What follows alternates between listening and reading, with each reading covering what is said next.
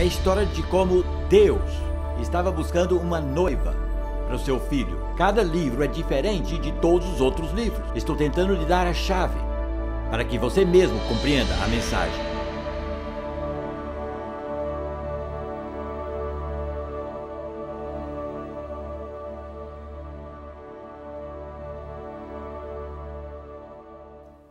Acho que a maioria das pessoas conhece muito bem a história de José. Se você foi criado na igreja, com certeza lhe ensinaram isso na escola dominical. É uma história que agrada as crianças, o bom vence os maus, e agora Jason Donovan o fez muito popular entre os jovens com o José de Andrew Lloyd Webber e a sua capa de muitas cores. Na verdade, não acho que está correto, porque provavelmente era uma capa com mangas longas e não uma vestimenta de muitas cores, embora a NVI diz que era ricamente ornamentado e, com certeza, era especial. Mas é praticamente certo que tinha mangas longas, e o motivo para isso é que um dos rapazes sempre recebia a tarefa de supervisionar os outros. E enquanto os outros tinham que enrolar suas mangas ou usar mangas curtas para trabalhar, o supervisor tinha uma capa de mangas longas. Assim sendo, José foi colocado sobre seus irmãos. Porém, ele não era o mais velho. Então, podem imaginar o desconforto que isso causou na família. Bom, isso não vem ao caso. O mais importante é que José é a quarta geração. Ele era o bisneto de Abraão. E mais uma vez, ele não é o mais velho. Há um padrão claro aqui. O herdeiro natural não recebe a bênção. Deus escolhe, em sua graça, quem a recebe. Normalmente é um dos mais jovens. Porém, há uma grande diferença entre José e as 3 primeiras gerações. Deus nunca chama a si mesmo o Deus de José. Anjos nunca apareceram a José, embora certamente apareceram aos outros. E os seus irmãos não foram rejeitados. Seus irmãos são incluídos na linha abençoada de Sete. Então não há o mesmo contraste, embora seus irmãos não sejam muito bons para ele no começo. Deus nunca fala diretamente a José, talvez você nunca reparou nisso. Ele revela, sim, muitas coisas a ele em sonhos e dá a interpretação desses sonhos, mas ele nunca chega a conversar com ele diretamente. E nem, pelo que nós temos registrado, José também não conversa com Deus. Portanto, há uma diferença aqui. E ao ler o livro de Gênesis, você fica ciente que, de alguma forma, José é singular. Por quê? O que ele tem de tão diferente? Por que sua história nos é contada? Bom, um motivo óbvio é que, no próximo livro da Bíblia, nós encontramos toda essa família no Egito em escravidão. E tem que haver uma explicação de como chegaram lá. E claro, a história de José é a ligação vital de como Jacó e sua família migraram lá para o Egito. Pelo mesmo motivo pelo qual Abraão e Isaac também desceram ao Egito, fome, falta de comida. Porque o Egito não depende da chuva, porque tem o Nilo. Descendo do planalto da Etiópia, portanto, o Egito não depende de chuva e de fato lá não chove. Tem um suprimento constante de umidade no Nilo. Agora, Israel, a terra de Israel, depende completamente da chuva para suas lavouras, e o vento do Mediterrâneo traz essa chuva. Portanto, pelo menos a história de José está lá para nos ligar com a próxima parte da Bíblia. E a cortina cai depois de José, por aproximadamente 400 anos, sobre os quais sabemos nada. E ao subir de novo, a família se tornou uma nação com muitas centenas de milhares. Porém, são escravos no Egito. Bom, pode até ser o único motivo pelo qual a história de José está lá, mas não explica por que tanto espaço é dedicado à sua história. Tem quase o mesmo tanto de detalhes quanto a história de Abraão. Abraão tem o quê? Mais ou menos quase 12 capítulos dedicados a ele, ao passo que José tem... é do 36 ao 50? Não, está errado. Abraão tem pelo menos 2 capítulos a mais. Mas Isaac e Jacó têm muito menos. Então, o que é tão importante sobre esse homem?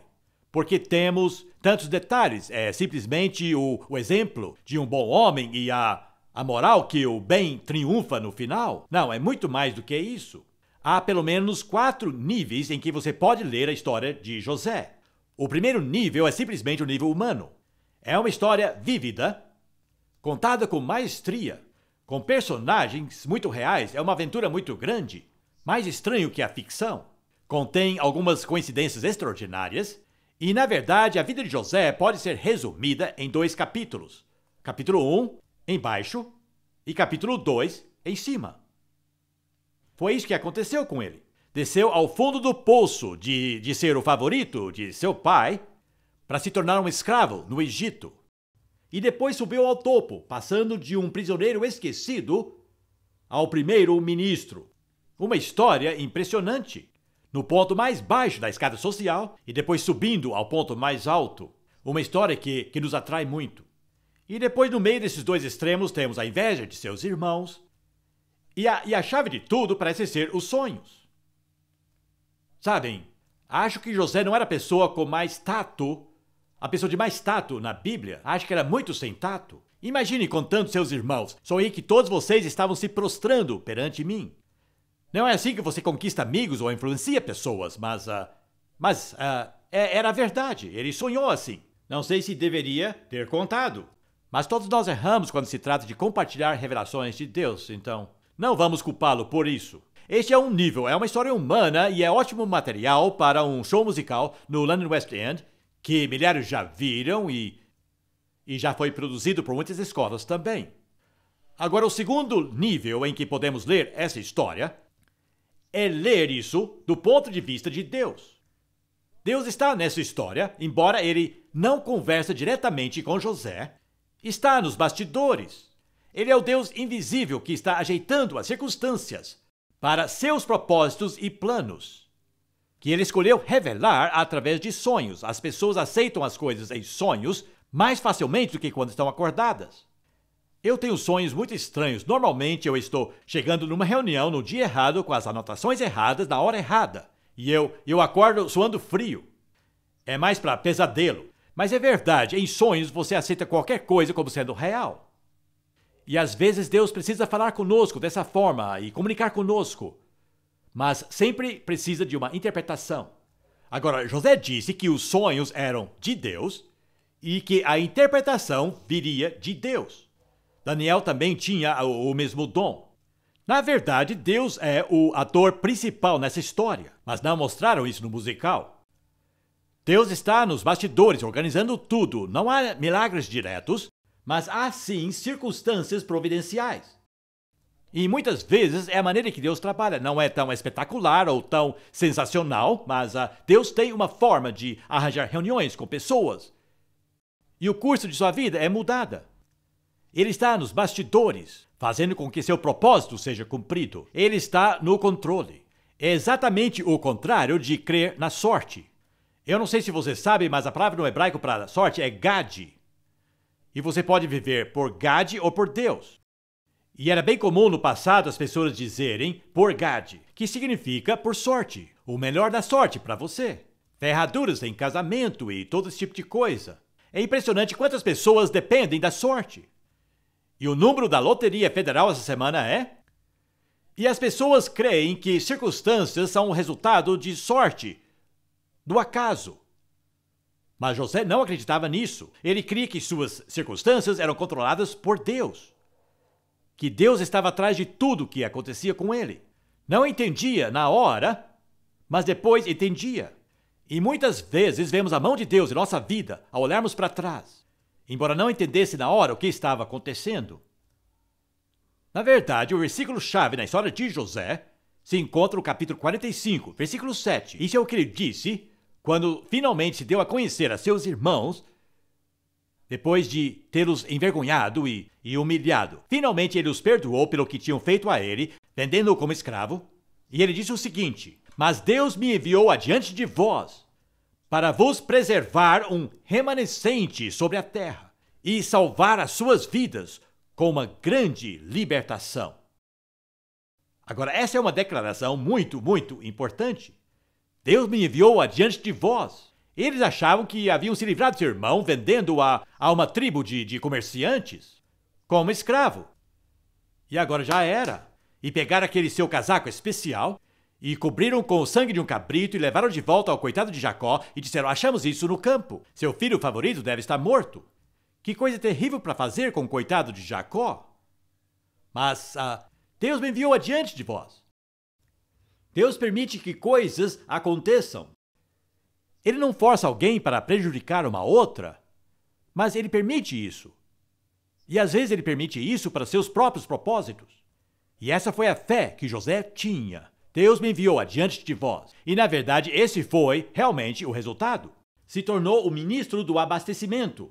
Ao interpretar o sonho de Faraó que haveriam 7 anos de fartura com boas colheitas e 7 anos magros depois. E ele disse: é melhor guardarmos comida agora e depois teremos o suficiente para viver. E a sua previsão, através daquele sonho, acabou salvando a nação inteira do Egito e a sua própria família, quando faltou-lhes a comida e vieram ao Egito. Então se tornou seu salvador. Deus, na verdade, queria o seu povo no Egito. E foi assim que aconteceu. Porque Deus queria que estivesse no Egito quando lhes prometera a terra de Israel ou a terra de Canaã? A resposta, na verdade, foi dada a Abraão, muitos anos antes. Deus disse a Abraão: vou ter que deixar a sua família no Egito por 400 anos, até que a maldade dos amorreus esteja completa. Em outras palavras, Deus não os deixaria tirar a terra daqueles habitantes até que aqueles habitantes se tornassem tão terríveis que perderiam o direito à sua vida e à sua terra. Porque Deus é um Deus moral, ele não tiraria um povo para colocar o seu povo. Foi só quando os habitantes se tornaram tão pecaminosos, e a arqueologia tem provado a que nível chegaram. Havia doenças venéreas em toda parte da terra de Canaã. Eram corruptos, eram decadentes. Mas foi só quando chegaram a um ponto de onde não havia retorno que Deus disse: agora vocês podem ter sua terra. Então qualquer reclamação sobre a injustiça de Deus ao dar essa terra aos judeus é sem fundamento. Mas não podiam entrar na terra até que o estado do povo que habitava a terra fosse tão ruim que seria justo expulsá-los de lá. Mas havia outros motivos também. Deus queria que se tornassem escravos. Fazia parte de seu plano de resgatá-los da escravidão para que ficassem gratos a Deus, que então seguiriam os seus caminhos e se tornariam um modelo para o mundo inteiro ver de como somos abençoados quando vivemos sob o governo dos céus. Esse era o plano. Então permitiu que entrassem em tais problemas, trabalhando 7 dias por semana, de graça, não possuíam terra, não tinham dinheiro, não possuíam nada. Foi então que ele estendeu a mão e os resgatou com sua mão poderosa. Então isso tinha que acontecer. E Deus deixou acontecer. Deus tinha um propósito, ele queria resgatá-los e redimi-los, para que soubessem que foi Deus que os livrou e os introduziu na sua própria terra. Então esse é o ponto de vista de Deus sobre essa história. Mas ainda não chegamos ao coração da história. O próximo nível em que poderíamos ler essa história seria um estudo sobre o caráter de José. E essa é uma coisa muito impressionante, porque nenhuma coisa sequer dita sobre José é ruim. Já vimos como a Bíblia conta toda a verdade sobre Abraão, Isaque e Jacó, e todos eles tinham suas fraquezas e seus pecados. Mas não há uma palavra de crítica na Bíblia sobre José. Como já comentamos, a pior coisa que ele fez foi ser um pouco sem tato e contar a seus irmãos sobre o sonho. Mas não há absolutamente nenhuma menção de uma atitude ou reação errada no caráter de José. Mesmo as suas reações ao descer ao último degrau da escada social. Não há nenhum traço de ressentimento, nem reclamação. Nunca disse, por que Deus fez tudo isso? Ele nunca disse que era injusto que terminasse seus dias na prisão, esperando a morte na cadeia de Faraó. Além do mais, embora estivesse longe de sua casa e totalmente desconhecido, ele manteve sua integridade. quando a mulher de Potifar tentou seduzi-lo. Quando ela tentou, a sua reação foi: como posso pecar contra Deus? Dessa forma. E como sabem, ela o acusou falsamente e depois ele foi colocado na cadeia para morrer. Mas não houve uma palavra de crítica, nem da esposa de Potifar. É uma figura muito impressionante. Além do mais, mesmo no fundo do poço, a sua preocupação principal era ajudar outras pessoas. Por exemplo, o copeiro de Faraó e o padeiro esperando a morte. E José estava lá para confortá-los. Era um homem que não se preocupava consigo mesmo, mas se preocupava muito com todos os outros. E nessa descida ao fundo, ele jamais questionou a Deus. Nunca duvidou que Deus sabia o que estava fazendo. Coisa que nós fazemos. E depois a sua reação ao subir ao próprio topo. Eu não sei qual é o maior teste do caráter de um homem. Descer ao fundo do poço ou ser erguido de lá. Eu acho que é o segundo. É a maior prova de seu caráter. Mas veja sua reação a seus irmãos que o venderam em escravidão. Ele lhes deu comida. E não quis cobrar, ele colocou dinheiro de volta nos seus alforjes. Ele os perdoou. Com lágrimas. Intercedeu por eles perante Faraó. E comprou terra para eles, a melhor terra, no delta do rio Nilo, chamado Gósen. E disse: vou cuidar de vocês. Eles o abandonaram. Falaram com seu pai que ele estava morto. Mas agora ele está provendo cada necessidade que eles tinham. Que homem! Portanto, José não se deixou corromper, quer seja pela humilhação ou pela honra. Ele é um homem de total integridade. Não há nenhum outro homem assim no Velho Testamento. Não há nenhum outro caráter tão puro assim. Nem mesmo o rei Davi, todos sabem quais eram suas faltas. E em todos os outros retratos que a Bíblia pinta, ela nos mostra tudo. Mas esse quadro aqui não nos apresenta nenhum defeito. Uma coisa singular. Aqui lemos sobre o pecado de Davi, aqui lemos sobre a covardia de Elias, aqui lemos sobre todas as fraquezas. E nós sabemos, como o Novo Testamento diz sobre Elias, que eram homens de paixões semelhantes às nossas. Mas aqui está um homem, com integridade completa. Só há uma pessoa assim no Velho Testamento e só uma pessoa no Novo Testamento que era assim. E todos sabem quem é. Agora, há um capítulo bem no meio da história de José que vem como um choque. E ele fala sobre seu irmão Judá.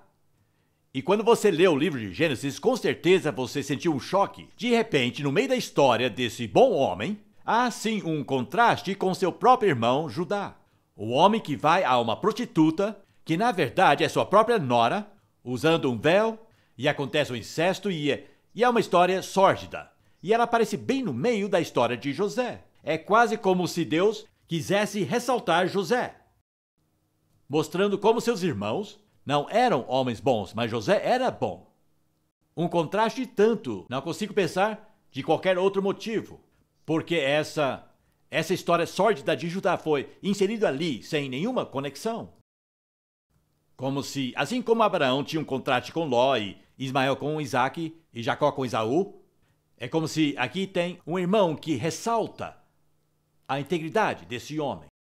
Então estamos ficando bem pertinho do motivo por que a história de José está lá. Não descobrimos. Quero que vocês ajuntem na sua cabeça esses 3 níveis em que temos discutido essa história até aqui. A história humana de um homem que desceu até o fundo do poço, depois subiu ao topo e que se tornou e é chamado o Salvador de sua nação e o Senhor do Egito. Depois, o nível em que Deus está dominando a vida desse homem, que ele permitiu que isso acontecesse e planejou para salvar o seu povo. E depois vimos o homem de integridade total, que ao descer ao fundo e subir ao topo, permaneceu o homem de verdade e bondade honesta.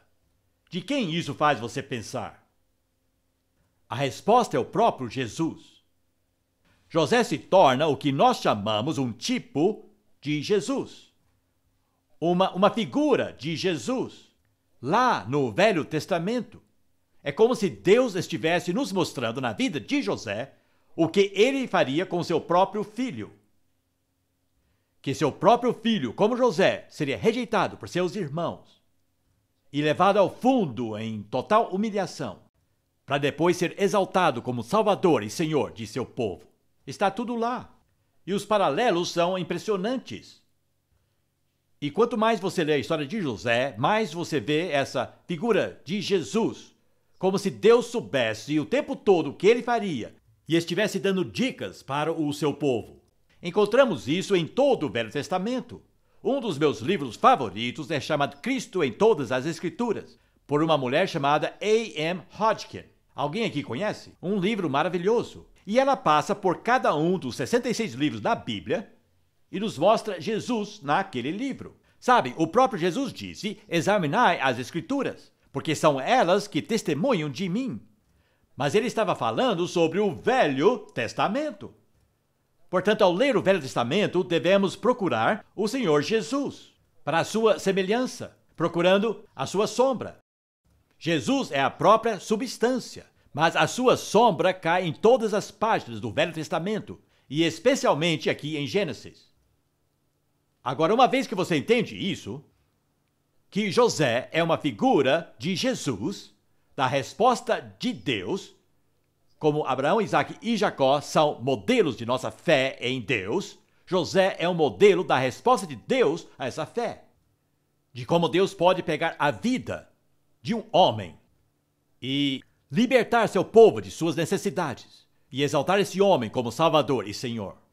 Uma vez que você tem essa chave, você começa a voltar às páginas de Gênesis e de repente você acha Jesus em tantos lugares diferentes. E agora eu quero mostrar-lhe 5 deles. Mas depois você pode achar outros lugares. O primeiro, todas as genealogias de Gênesis são, na verdade, a genealogia de nosso Senhor Jesus Cristo. E se você ler Mateus 1 e Lucas 3, você vai ver essas genealogias. Você vai encontrar em Lucas 3 24 nomes do livro de Gênesis. Ele é da linhagem de Sete. Essa linha desce diretamente ao filho de Maria. Então estamos lendo a linhagem de Jesus. E se você está em Cristo, você está lendo sua própria genealogia. Essa é a nossa genealogia. Esses são os ancestrais mais importantes que nós temos. Porque pela fé em Cristo, você se torna um filho de Abraão. Você se torna parte dessa linhagem. Você está em Cristo e herdou essa história. Então você não está lendo sobre a história deles agora, você está lendo sobre a nossa história. É a sua árvore genealógica. Minha esposa e eu fomos a Petworth House, que não fica muito distante daqui. Um pouco mais ao leste. Não faz muito tempo, fomos passear. E era uma propriedade dos duques de Northumberland, os Percys.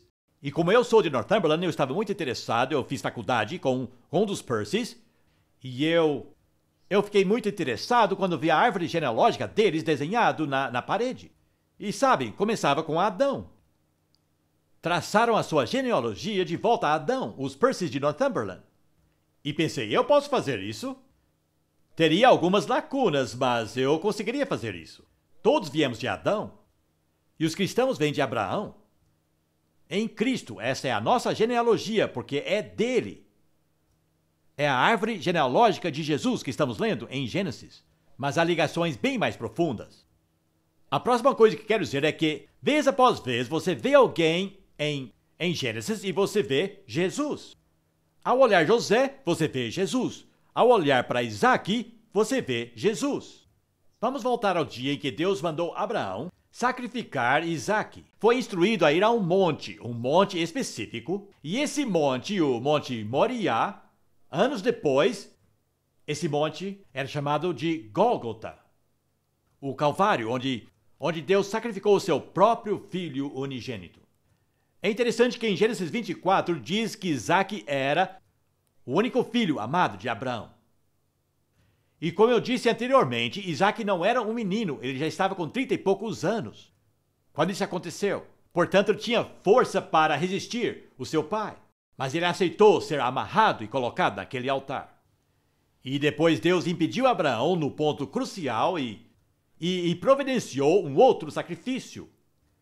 Era um carneiro, com sua cabeça presa nos espinhos. Eis o carneiro de Deus que tira os pecados do mundo. Não gosto da palavra cordeiro, aplicada a Jesus. Ele é representado como um bichinho bem fofinho nos vitrais das igrejas. É um carneiro. Nenhum cordeiro era sacrificado no Velho Testamento. Era um carneiro de 1 ano com chifres. E Jesus, no livro do Apocalipse, é um carneiro com 7 chifres. Não é a figura de um cordeiro fofinho, é uma figura forte. O carneiro de Deus. E Deus providenciou um carneiro para Abraão sacrificar no lugar de seu filho. Um carneiro com sua cabeça presa nos espinhos. E Deus adotou um novo nome para si mesmo. Eu sou sempre o seu provedor. Yahvé. Yiré. Deus, meu provedor. E naquele mesmo monte, séculos depois, um outro jovem com 30 e poucos anos foi sacrificado, com sua cabeça presa nos espinhos. Está vendo a figura de Jesus? E aquele encontro estranho que Abraão teve com o homem que era tanto rei quanto sacerdote, e que era rei da cidade de Salém, que mais tarde se tornou Jerusalém. E quando Abraão voltava de uma grande batalha para resgatar a sua família que havia sido capturada, ele voltava com os despojos do inimigo. E quando estava perto da cidade de Salém, que naquela época era uma cidade pagã, com nada a ver com essa linha divina, mas havia essa figura estranha, Melquisedeque, que era sacerdote e rei, uma combinação bem incomum, que nunca houve em Israel. E esse sacerdote rei trouxe pão e vinho para Abraão e para suas tropas, para matar a sua fome, a sua sede. E Abraão lhe deu 1/10 de todo o despojo da batalha, um dízimo do tesouro. E no Novo Testamento diz que Jesus é um sacerdote para sempre, segundo a ordem de Melquisedeque. Mais um vislumbre de nosso Senhor Jesus Cristo. Vamos falar da escada de Jacó. Você se lembra de Jacó fugindo de casa e dormindo à noite com sua cabeça numa pedra como travesseiro? E ele sonhou e ele viu, não bem uma escada, mas uma escada rolante. Dá para entender que a escada estava se movendo. E um lado da escada subia e um lado descia. E havia anjos subindo e descendo. E ele percebeu que no topo da escada eram os céus, onde Deus morava. E ele acordou. Foi quando ele prometeu dar 1/10 que ganhasse para Deus. Então vocês estão vendo que o dízimo nunca foi parte da lei até Moisés. Foi a oferta de Jacó de 1/10 para barganhar com Deus. Se me trouxer de volta em segurança, lhe darei 1/10. Mas você não pode barganhar com Deus, você não pode fazer um contrato com Deus. Deus faz uma aliança com você. Ele teve que aprender isso de forma difícil. Séculos depois, quando Jesus encontrou um homem chamado Nataniel, ele disse a Nataniel: eu te vi sentado embaixo da figueira, eu reparei em você. E você é um judeu em quem não há dolo nenhum engano. Você é um judeu honesto. E Natanael perguntou: como você sabia disso? Mas não negou. Mas ele reconheceu que Jesus o conhecia intimamente. E Jesus perguntou: achou isso maravilhoso? O que você vai achar se ver anjos subindo e descendo sobre o Filho do Homem? Uma declaração e tanto. Eu sou a escada de Jacó. A ligação entre o céu e a terra. A nova escada. Dá para ver Jesus naquela ocasião? Ele se viu. Vamos voltar lá para Gênesis 3. Deus fez uma promessa, mesmo no meio de seu castigo. Ele disse à serpente que a semente, e referia-se ao macho, a semente da mulher esmagará sua cabeça, mesmo que você fira seu calcanhar. Agora, ferir um calcanhar não é fatal, mas ferir uma cabeça é. E essa é a primeiríssima promessa, que Deus um dia daria um golpe fatal no diabo.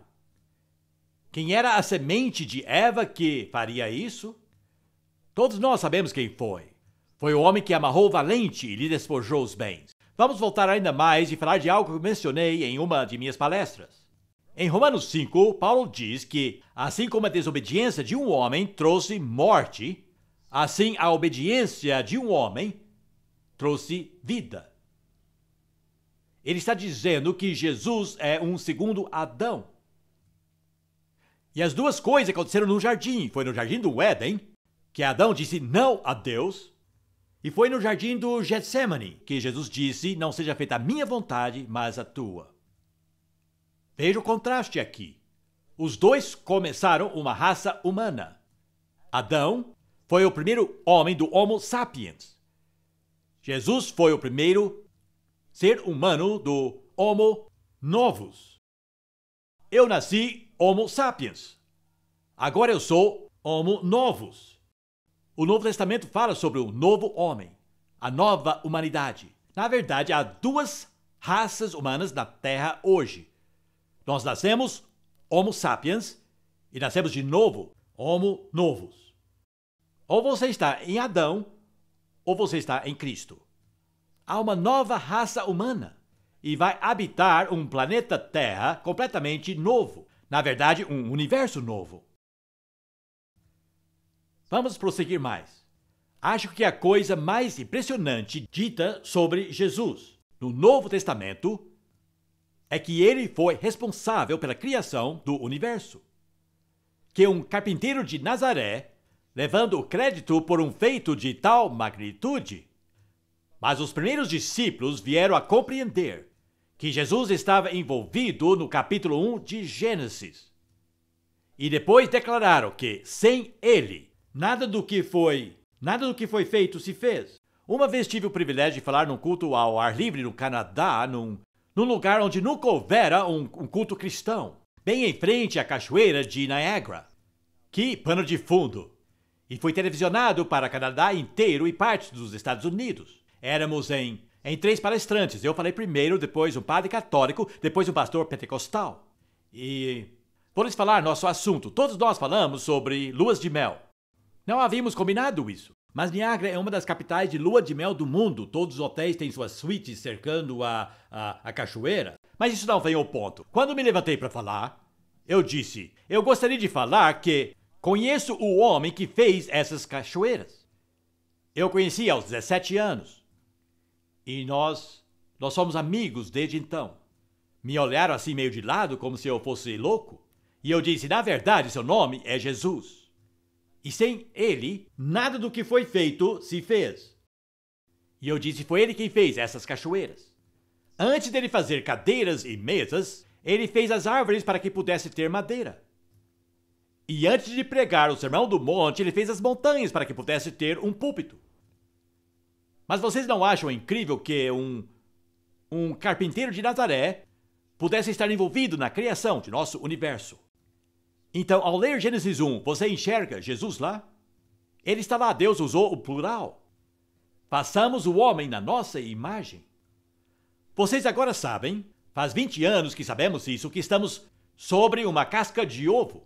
Placas de rocha flutuando em rochas fundidas.